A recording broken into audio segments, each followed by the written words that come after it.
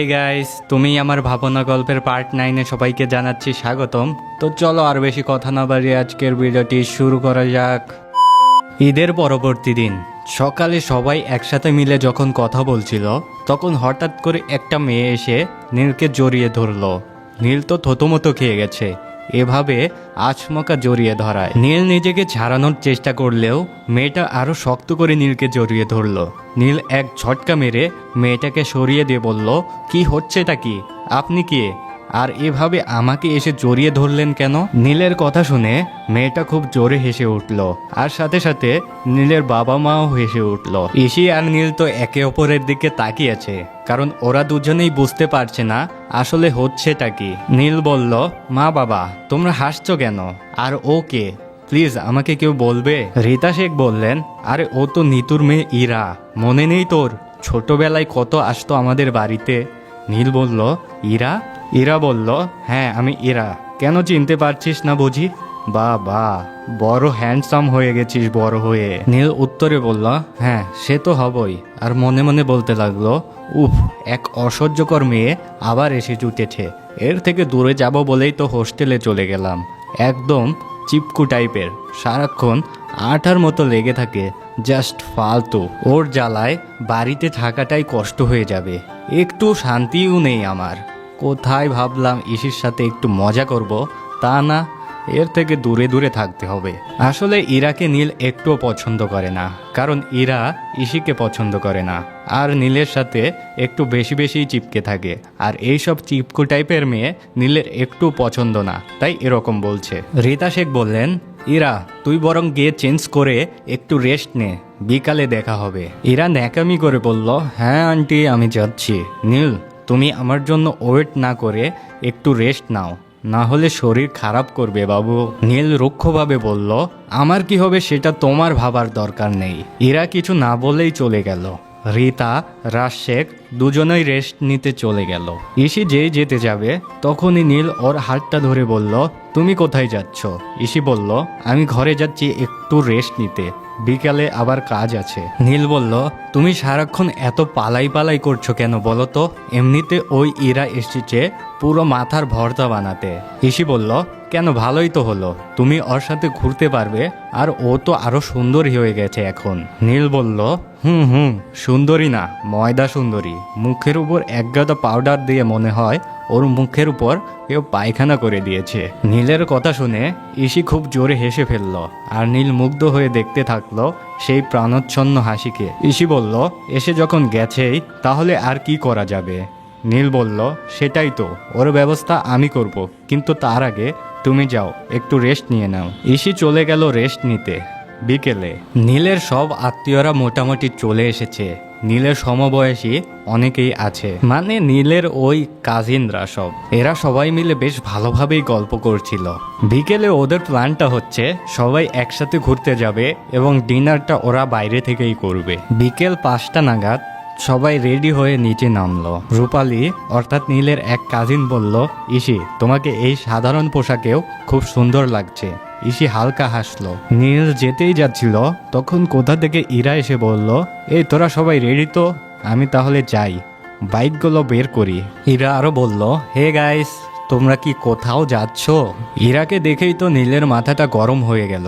তাও মেকি হেসে বলল, হ্যাঁ আমরা ওই একটু ঘুরতে যাচ্ছি। ইরা বলল, গ্রেট, আমিও যাব। রূপালী বলল, না না, তুমি গেলে হয়তো রাস্তার ধুলোয় তোমার মেকআপটা নষ্ট হয়ে যেতে পারে। আসলে ইরাকে কেউই তেমন পছন্দ করে না ওর ওইসব ন্যাকামির জন্য। ইরা বলল, না না আমি যাব, কিছুই হবে না। সাব্বির বলল, আরে ছাড় না, ইরা যাক। কেউ আর কিচ্ছু বলল না। সবাই এক একটা বাইক নিয়ে নিল। একটা বাইকে সাব্বির আর রূপালী, আর বাকি দুটো বাইকের একটাতে নীল আর আরেকটাতে নিখিল। ইরা গিয়ে নীলের বাইকে উঠে বলল, আমি নীলের বাইকেই যাব। ইসি তুমি প্লিজ নিখিলের বাইকে উঠে পড়ো না। নীলের তো মাথাটা গরম হয়ে গেল। কেন ইরা, তুমি যাও নিখিলের বাইকে বসো, ইসি আমার সাথেই বসবে। ইরা বলল, কেন নীল, ওই মেয়েটা বসুক না, নিখিল তো আছেই, আমি তোমার বাইকে বসি না প্লিজ। নীল রেগে বলল, আমি তো বলেছি তোমাকে নামতে, তুমি কি চাও আমি এবার বাইক থেকে নেমে যাই নিজে? ইসি বলে উঠল, নীল ছাড়ো না, আমি নিখিলের বাইকে উঠি। নীল বলল, না আমি যেটা বলছি সেটাই হবে। ইরা, তুমি আমার বাইক থেকে নামো এক্ষুনি। এরা শেষমেশ নেমে পড়লো নীলের বাইক থেকে, আর ইসি বসলো নীলের বাইকে। এরপর 3টা বাইক রওনা দিল সফরে। ইসি একটি নর্মাল ফ্রক পরে এসেছিল, আর চুলটা খোলাই ছিল, আর বাইকের হাওয়ায় চুলগুলো নীলের মুখে এসে পড়ছিল। তাই ইসি সেগুলো সরাতে গেলেই বলল, থাক না এগুলো, অসুবিধা কোথায়? ইসি বলল, তোমার মুখে লাগছে তো। নীল বলল, তোমাকে নিয়ে কোনোদিনও আমার কোনো অসুবিধা হয় না, তাই চুপচাপ বসো। নীলের কথা শুনে ইসি আর কিচ্ছু বলল না। হঠাৎ ইসি দেখলো 3টা বাইক 3 দিকে চলে গেল। ইসি বলে উঠল, এ কি, ওরা তো অন্যদিকে চলে গেল, আপনি এদিকে আসলেন কেন? নীল বলল, বেশি চিন্তা করো না, তোমাকে ঠিক বাড়ি পৌঁছে দেব আমি। ইসি বলল, কিন্তু ওরা? নীল বলল, সবাই নিজেদের মধ্যে সময় কাটাচ্ছে। এদিকে ইরা চিৎকার করছে নিখিলের উপর। ইরা বলল, তুমি কেন এদিকে নিয়ে আসলে? হ্যাঁ, নীল তো ওদিকে গেল। নিখিল বলল, সবাই আলাদা আলাদা ঘুরছে, তাই আমিও আলাদা দিকে নিয়ে আনলাম তোমাকে। ইরা বলল, আমি কি তোমাকে এখানে আনতে বলেছি? নীল কোথায় গেল? নিখিল বলল, নীল কি বাচ্চা ছেলে নাকি যে হারিয়ে যাবে? ও ইসির সাথেই আছে, তাই তোমাকে এত চিন্তা করতে হবে না। নিখিলের সামনে ইরা বেশি কিছু বলতে পারলো না, নাহলে ও এবার নিজেই ফেসে যাবে, তাই চুপচাপ রইল। এদিকে সাব্বির আর রূপালী বেশ ভালো সময় কাটাচ্ছে। সাব্বির বলল, আরে রূপালী, তোমার কি কোনো বয়ফ্রেন্ড আছে? রূপালী বলল, কেন গো? সাব্বির বলল, না এমনি। রূপালী বলল, না নেই। রূপালীর কথা শুনে যেন সাব্বির হাফ ছেড়ে বাঁচলো। দুজনেই বেশ সুন্দর মুহূর্ত কাটাতে লাগলো। আসলে দুজনের মনে সদ্য জেগে ওঠা এই অচেনা অনুভূতিকে দুটো মন একসাথে উপভোগ করছিল। নীল বাইক নিয়ে গিয়ে থামালো হাইরোডের এক সাইডে, যেখানে নিচ দিয়ে বয়ে চলেছে একটি নদী, আর এর সাথে সাথে সন্ধ্যা হয়ে গেছে। এই সন্ধ্যায় শহরটাকে দেখে মুগ্ধ হয়। নীল বলল, পছন্দ হয়েছে এই জায়গাটি? ইসি বলল, খুব। নীল বলল, তুমি হোস্টেলে চলে যাওয়ার পর থেকে প্রায় রাতই আমি এখানে কাটিয়েছি। নীলের কথা শুনে ইসি নীলের দিকে করুণ দৃষ্টিতে তাকালো। নীল জিজ্ঞাসা করলো, কি হয়েছিল সোনাই? কেন তুই চলে এসেছিলি সব ছেড়ে? কেন এত ভালো পরিবার ছেড়েও আজ হোস্টেলে পড়ে আছিস কেন? ইসির বুকটা টসনস হয়ে যাচ্ছে, কারণ আজ আবার সেই অতীতের পাতা খুলতে চলেছে। কি জানতে পারবে নীল? ইসির অতীতের কি ঘটনা আছে? আর এই ইরা আবার কে? ইসি চলে যাচ্ছিল, কিন্তু নীল ইসির হাত টেনে ধরে বলল, আজ তুই পালাতে পারবি না সোনাই। কেন? কি লুকাচ্ছিস বলতো? আচ্ছা, আমাকে কি বলতে কোনো অসুবিধা আছে? ইসি উত্তরে বলল, না অসুবিধা নেই, কিন্তু আমি অতীতের সেই বিষাক্ত অধ্যায়কে আবার মনে করতে চাই না। নীল বলল, ইসি তুমি যতদিন সেই স্মৃতি থেকে পালিয়ে বেড়াবে ততদিন সেই থেকে মুক্তি পাবে না। তুমি ইসি, আর মনের কথা হচ্ছে, কষ্ট তুমি যতদিন কাউকে শেয়ার না করবে ততদিন তোমার মন হালকা হবে না। ইসির চোখ থেকে জল গড়িয়ে পড়ল। নীল ইসিকে ছেড়ে দিয়ে বলল, ঠিক আছে, তুমি যখন বলবেই না তখন আর কি করব। নীল চলে যাচ্ছিল, তখন ইসি গিয়ে নীলের হাত ধরে বলল, আজ সময় এসে গেছে, সেই অধ্যায়কে আবার মুখোমুখি আনার সময় হয়ে গেছে। নীল ইসির দিকে অবাক আর কৌতূহল মিশ্রিত দৃষ্টিতে চেয়ে রইল। ইসি একটি দীর্ঘশ্বাস ফেলে বলতে শুরু করলো, মনে আছে তুমি একবার নিজের মামার বাড়ি ঘুরতে গিয়েছিলে? আমি অনেকবার বলেছিলাম যেন না যাও, কিন্তু তোমার মামা বাড়ি থেকে অনেক জোর করছিল বলে তুমি বাধ্য হয়ে গিয়েছিলে। আমি সেবার খুব একা হয়ে গিয়েছিলাম, তাই ঠিক করেছিলাম নিজের আপুর সাথে ঈদটা কাটাবো, আমার নিজের আপু মিমি আপু। কিন্তু একটা বিষয় সে সময় লক্ষ্য করছিলাম, মিমি আপু সারাক্ষণ কারো একজনের সঙ্গে ফোনে কথা বলতো আর খুব হাসতো। একদিন কৌতূহল চাপাতে না পেরেই জিজ্ঞাসা করে ফেলছিলাম আপুকে। সেদিন জানতে পারি আমার দিদি এক ছেলের সঙ্গে সম্পর্কে আছে। তখন এত সব কিছু নিয়ে বিশেষ মাথা ঘামাইনি, কারণ আমার আপু যথেষ্ট অ্যাডাল্ট ছিল আর আমার সেবার উচ্চ মাধ্যমিক পরীক্ষা ছিল। কিন্তু হঠাৎ একদিন সারা বাড়িতে হল্লা পড়ে যায়, আপুকে নাকি খুঁজে পাওয়া যাচ্ছে না। অবশেষে পুলিশে খবর দেওয়া হলো। টানা 2 দিন আপুর কোনো খবর পাওয়া যায়নি। 10 দিন পর খবর এলো একটা মেয়ের নগ্ন মরদেহ উদ্ধার করা হয়েছে, আর সেই মেয়ে আর কেউ নয়, আমার আপু। ইসির এই কথাগুলো বলতে গিয়ে গলা কেঁপে উঠল। আর নীল তো পুরো অবাক, এত কিছু হয়ে গেছে অথচ ও কিছুই জানে না। ইসি আবার বলতে শুরু করলো, তল্লাশি করে জানা গেল যে আমার আপুকে নাকি রেপ করা হয়েছে, তাও আবার একজন নয় 4 জন মিলে রেপ করেছে। আপুর বয়ফ্রেন্ড আর ওর 4 সঙ্গীরা মিথ্যা বলে ওকে নিয়ে গিয়েছিল।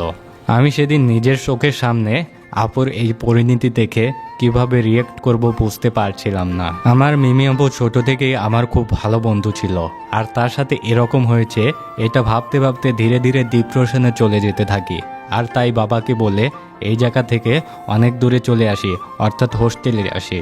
আর এটাই ছিল আমার এখানে না আসার কারণ। ছুটিতে এখানে আসলেই আমার আপুর কথা মনে পড়ে। তুমি জানো না নীল, ওই জানোয়ারগুলো কিভাবে আমার আপুকে খুঁড়ে খুঁড়ে খেয়েছিল।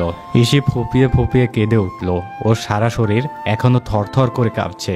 নীলের চোখ রাগে লাল হয়ে গিয়েছে। ও ইসিকে জড়িয়ে ধরতেই ইসির কান্নার বেগ আরো বেড়ে গেল।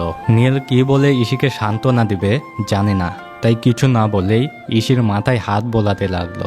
কেউ চায়নি এ বিষয় নিয়ে বেশি জল ঘোলা হোক, না হলে এতে নাকি পরিবার সম্মান নষ্ট হবে। তাই আর কি এসে কাউকে কথাগুলো বলেনি। সবাইকে বলা হয়েছিল আমার আপু নাকি সুসাইড করেছে, কিন্তু সেই ঘটনা আমি আজ অবধি বলতে পারিনি। আর তাই আমার নতুন কোনো ছেলে বন্ধু বানাতে বড্ড ভয় করে। আমি এটাও ভেবে ভয় পাই যদি আমার সাথে ওরকম হয় তখন। নীল ইসিকে শক্ত করে জড়িয়ে ধরে ইসির মুখটা নিজের 2 হাতের মধ্যে নিয়ে বলল, আমি থাকতে এরকম কিছু হতে দিব না, বুঝেছ? ইসি নীলকে জড়িয়ে ধরে কেঁদে উঠল। আসলে ইসির মধ্যে একটা ট্রমা কাজ করছে, যেটা ও আজ অবধি কাটিয়ে উঠতে পারেনি। প্রায় 15 মিনিট হয়ে গেছে, ইসি তাও এখনো নীলের বুকের মধ্যেই রয়েছে।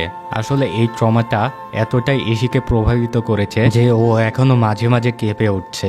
নীল বলল, ইসি এবার আমাদের বাড়ি যাওয়া উচিত, অলরেডি রাত হয়ে গেছে, কালকে আবার সকালে অনেক কাজ রয়েছে। ইসি উত্তরে বলল, আর কিছুক্ষণ থাকি। ইসির খালি এই একটাই জবাব ছিল। নীল আর কিছু বলতে পারল না, খালি সযত্নে ইসিকে আগলে রাখলো নিজের বুকে। পরের দিন সকালে ইসি চোখ খুলে নিজেকে নিজের ঘরেই আবিষ্কার করলো।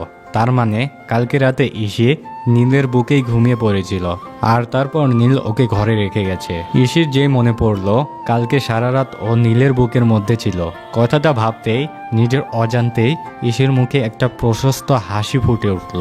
সে ফ্রেশ হয়ে রুম থেকে বেরিয়ে রান্নাঘরে গিয়ে দেখলো রীতা শেখ হিমশিম খাচ্ছেন কাজ করতে গিয়ে। আসলে আজও নীলের বাড়ি ভর্তি লোকজন, তাই সব দিকে সামলাতে গিয়ে ওনার প্রায় নাজেহাল অবস্থা। ইসি গিয়ে বলল, আরে আন্টি দাও, আমি করে দিচ্ছি। কথাটা বলেই সে রীতা শেখের কাজে সাহায্য করতে লাগলো। ইরা এসে বলল, আরে ইসি তুমি কেন কষ্ট করতে যাবে, আমি করছি, তুমি বরং একটু রেস্ট নাও। ইসি বলল, কিন্তু তুমি তো এসব কিছুই জানো না। ইরা বলল, সেটা তোমাকে ভাবতে হবে না, বাড়ির অতিথিকে খাটাই না আমরা। ইরার এই কথা শুনে রীতা শেখ বললেন, কাকে অতিথি বলছিস ইরা, শোনাই তো আমাদেরই মেয়ে। এমনি কি আমি তো ওকে বাবাইয়ের থেকেও বেশি ভালোবাসি, আর তুই যখন কাজ করতেই চাচ্ছিস কর, তাতে কোনো আপত্তি নেই আমার। আর শোনাই তুই বরং গিয়ে বাবাইকে একটু ডেকে আন, আর ইরা কাজ করুক। ইরা বলল, আরে না না, আমি যাচ্ছি নীলকে ডাকতে। রীতা শেখ বললেন, না না ইরা, তুমি কাজ করো, এই নাও ডালটা ধুয়ে আনো। ইসি তো বুঝে গেছে রীতা শেখ এটা ইচ্ছা করে করছে, আর তখনই রীতা ইসিকে একটি চোখ মেরে বলল, টিট ফর ট্যাট, তুই যা বাবাইকে ডেকে আন যা। ইসি কিছু না বলেই চলে গেল নীলকে ডাকতে, আর ইরার আগে ফুঁসতে লাগলো। যাক গাইস, ফাইনালি ইসির অতীত সামনে এলো। যাই হোক, এই ছিল আজকের গল্পটা। কেমন লেগেছে অবশ্যই কমেন্টে জানিয়ে দিবেন। আর দেখা হচ্ছে পরবর্তী পার্টে। সে পর্যন্ত ভালো থাকবেন, সুস্থ থাকবেন, আল্লাহ হাফেজ।